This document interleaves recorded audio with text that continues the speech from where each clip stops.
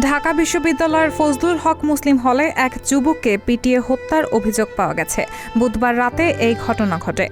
এই ঘটনায় দুঃখ প্রকাশ ও ন্যায় বিচার নিশ্চিতের আশ্বাস দিয়েছে বিশ্ববিদ্যালয় প্রশাসন। এই ঘটনায় প্রতিক্রিয়া জানিয়ে যুব ও ক্রীড়া মন্ত্রণালয়ের উপদেষ্টা আসিফ মাহমুদ সজীব ভুঁইয়া নিজের ফেসবুক আইডিতে একটি স্ট্যাটাস দিয়েছেন। পোস্টে আসিফ মাহমুদ লেখেন, মব কিলিংকে কোনোভাবেই প্রশ্রয় দেওয়া হবে না। বিশ্ববিদ্যালয়ের পক্ষ থেকে সঠিক তথ্যসহ আইনি ব্যবস্থা নেওয়ার আহ্বান থাকবে। একই সঙ্গে জুলাই গণ অভ্যুত্থানে হামলাকারীদের তথ্য সংগ্রহ করে আন্তর্জাতিক অপরাধ ট্রাইব্যুনালে দেওয়া এবং বিশ্ববিদ্যালয় থেকেও শাস্তি নিশ্চিত করার আহ্বান জানাই। যাদের হাতে রক্ত লেগে আছে তারাই আবার বিশ্ববিদ্যালয়ের ক্লাসে এসে বসার সুযোগ পেতে পারে না।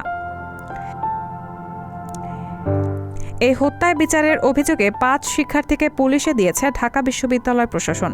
তারা হলেন ছাত্রলীগের সদ্য পদত্যাগ করা উপবিজ্ঞান ও প্রযুক্তি সম্পাদক ও পদার্থবিজ্ঞান বিভাগের শিক্ষার্থী জালাল মিয়া, মৃত্তিকা পানি ও পরিবেশ বিভাগের শিক্ষার্থী মোহাম্মদ সুমন, পুষ্টি ও খাদ্য বিজ্ঞান ইনস্টিটিউটের মুত্তাকিন সাকিন ও জিওগ্রাফির আল হোসেন সাজ্জাদ। এছাড়া সর্বশেষ গ্রেফতার শিক্ষার্থীর নাম আহসানুল্লাহ, তিনি গণিত বিভাগের ছাত্র। রায়হানা মুন, সবার কথা।